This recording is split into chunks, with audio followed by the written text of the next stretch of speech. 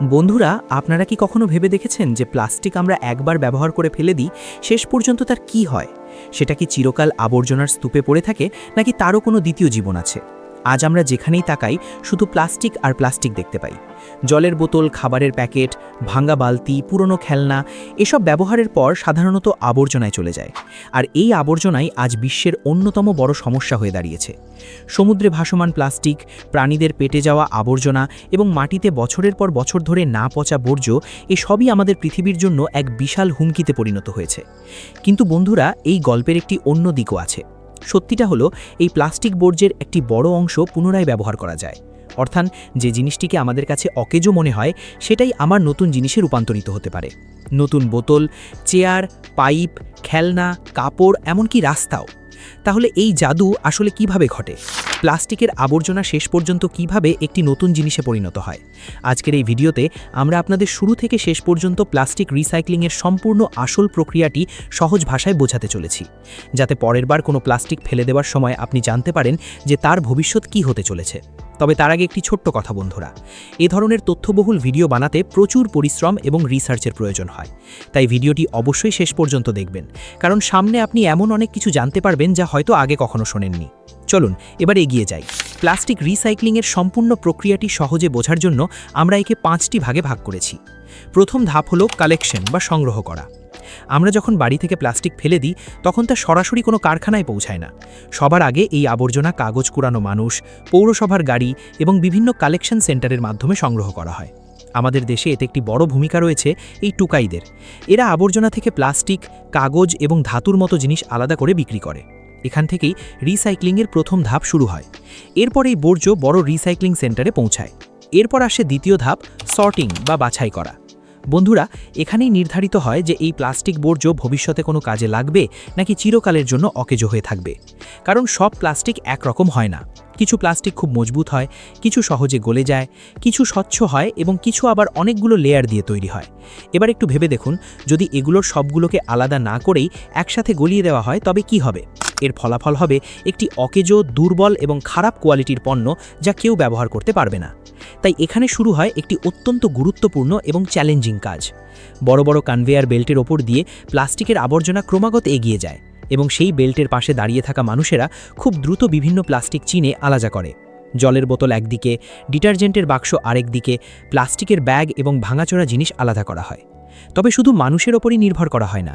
কিছু আধুনিক recycling প্ল্যান্টে optical sorting মেশিনও থাকে, যা সেন্সর এবং লাইটের সাহায্যে প্লাস্টিকের ধরন শনাক্ত করে এবং বাতাসের তীব্র ধাক্কায় সেগুলোকে সঠিক দিকে পাঠিয়ে দেয়।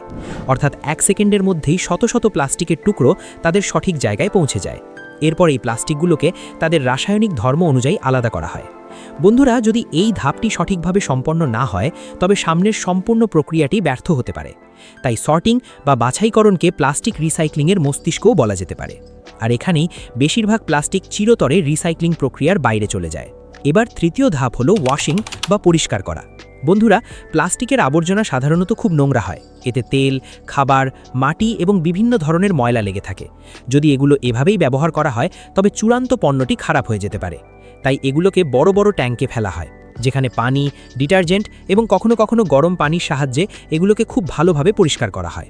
কিছু প্ল্যান্টে তো এত নিখুঁতভাবে পরিষ্কার করা হয় যে প্লাস্টিক একদম নতুনের মতো দেখাতে শুরু করে।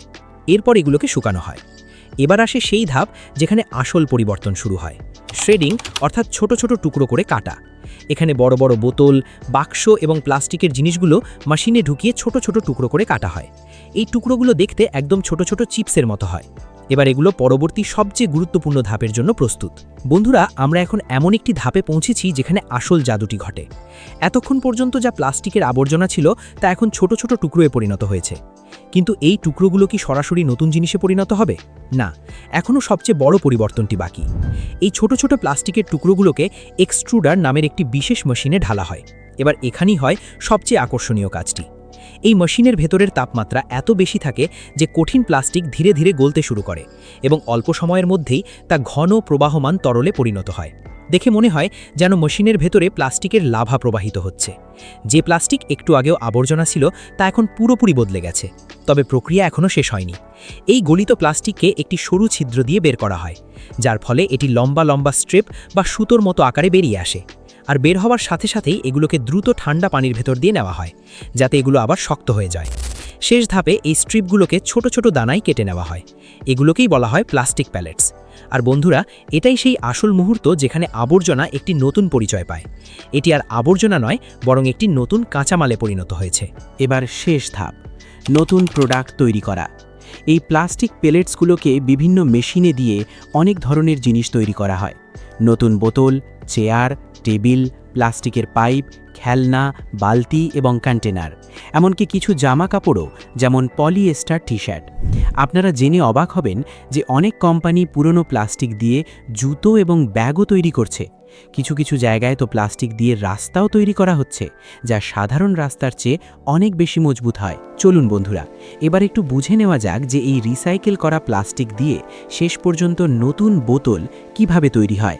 যখন প্লাস্টিক পেলেটস তৈরি হয়ে যায়, তখন এগুলোকে একটি বিশেষ মেশিনে ফেলা হয়। প্রথমে এই পেলেটসগুলোকে আবারও গরম করা হয়, যতক্ষণ না সেগুলো পুরোপুরি গলে গিয়ে একটি ঘন তরলে পরিণত হয়। এরপর এই গলিত প্লাস্টিককে একটি মোল্ড বা ছাঁচে ঢালা হয়, যেখানে একে বোতলের আকার দেওয়া হয়। কিন্তু এখানে আরও একটি আকর্ষণীয় প্রক্রিয়া ঘটে, যাকে ব্লো মোল্ডিং বলা হয়।